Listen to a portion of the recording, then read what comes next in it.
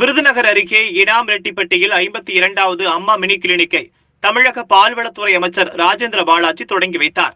தமிழகம் முழுவதும் அம்மா mini clinic திட்டத்தை தமிழக முதலமைச்சர் எடப்பாடி பழனிசாமி தொடங்கி வைத்தார். இந்த நிலையில் விருதுநகர் மாவட்டத்தில் இதுவரை 51 அம்மா மினி கிளினிக்கை தமிழக பால்வளத்துறை அமைச்சர் ராஜேந்திர பாலாஜி திறந்து வைத்துள்ளார். இந்த நிலையில் விருதுநகர் அருகே இனாம் ரெட்டியாப்பட்டியில் 52வது அம்மா மினி கிளினிக்கை தமிழக பால்வளத்துறை அமைச்சர் ராஜேந்திர பாலாஜி இன்று திறந்து வைத்தார்.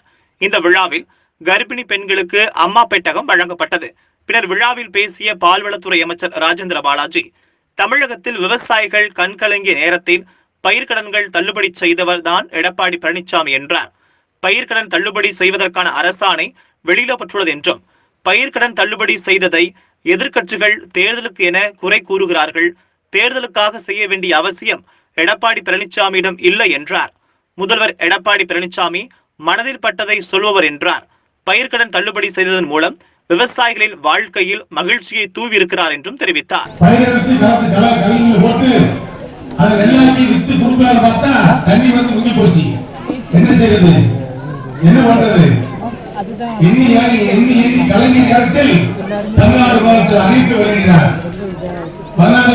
விவசாய மக்கள் வாங்கிய பயிர்க்கடன் அத்தனையும் 12,110 கோடி தள்ளுபடி என்று அறிவிக்கப்பட்டார். 12,110 கோடி நேற்று அரசாங்கம் வந்துருச்சு. சில பேர் சொல்லுவாங்க, மாட்டுக்கு சேர்ந்தவங்க தலைவர்கள் சொல்லுவாங்க, இந்த தேர்தலுக்கான ஸ்டண்ட் போற வேலையெல்லாம் எடப்பாடி கிடையாது. உண்மையை சொல்றாரு, நல்லதை செய்யறாரு. மனதில் உள்ளத மனசுல பட்டதை சொல்றாரு. 12,110 கோடியை தள்ளுபடி பண்ணி விவசாயிகளுடைய வாழ்க்கையை கஷ்டப்பட்டு நஷ்டப்பட்டு துன்பப்பட்டு துயரப்பட்டு எப்படி வாழ்வது என்று சொல்லி மழையால் பெரும் வெள்ளத்தால் பயிர்கள் சேரப்பட்டு நாசப்பட்டு கடனை எப்படி அடைப்பது எப்படி சாப்பிடுவது என்று எண்ணிய மக்கள் எண்ணங்களிலே இன்றைக்கு மகிழ்ச்சியை தெரிவிக்கிறார் எடப்பாடி பழனிசாமி அவர்கள், முதலமைச்சர் அவர்கள். இன்றைக்கு பயிர்க்கடன் ரத்து 2,500 ரூபாய் அள்ளி கொடுத்து தேர்தலுக்காக 1000 ரூபாய் அண்ணாதிமுக ஆட்சி தான் கொடுத்தது, அம்மாவோட ஆட்சி தான் கொடுத்துச்சு. 2,000 ரூபாய் உயர்த்தி கொடுத்து நான் கொடுக்கறது பூரா நாங்க எடுக்கிறது பூரா நான் கொடுத்துட்டே இருப்போம். அவங்க ஒண்ணுமே கொடுக்க மாட்டாங்க. பெட்டியை வச்சு மனு போடுங்க, நான் வந்ததுக்கப்புறம் பெட்டி திறக்கிறேன். இந்த பெட்டியை எங்க கொண்டு போட்டேன்னு பார்க்கணும்ல. இப்ப ரோட்டு மேல பெட்டி வாங்கியிருக்காரு. பெட்டி இப்ப யாருக்கு இருக்குன்னு கேட்டீங்கன்னா, மதுரையில ஒரு வீட்டுல வச்சு போட்டாங்க.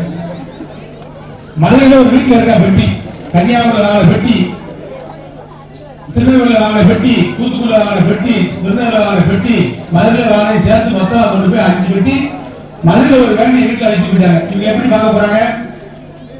என்ன நாடகம், கவர நாடகம், ஏமாத்து நாடகம்.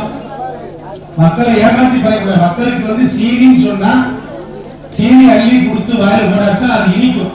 என்ன சொல்றீங்க? வெறும் பேப்பர்ல சீனி சக்கரை சித்தப்பானா ஏற்றி எழுதி நக்காப்பான்னு கிடைக்குமா? சீனி சக்கரை சித்தப்பான்னு இனிக்காது. சீனி சக்கரை எழுதினா இனிப்பாமா? சீனியை அள்ளி கொடுக்கணும். அது வாயில ஓட்டு முடிச்சுட்டா இனிப்பு தெரியும். எடப்பாடி பழனிசாமி நாங்க எல்லாம் அவங்க சீனி அள்ளி கொடுக்குறோம். நம்ம சாப்பிட்டு சொல்லுமா, இனிக்கான்னு சொல்லுங்க. பொங்கலை கொடுக்குறோம், அவங்க எழுதி தராங்க. நாளைக்கு ஒரு செய்தி ஆரம்பம். உனக்கு எப்படி நம்புறாங்க? உனக்கு நம்ப முடியுமா? நீ சீனி கலெக்டர் அடிச்சு போடுறது, ஏன் சீனி எழுதி கொடுப்ப?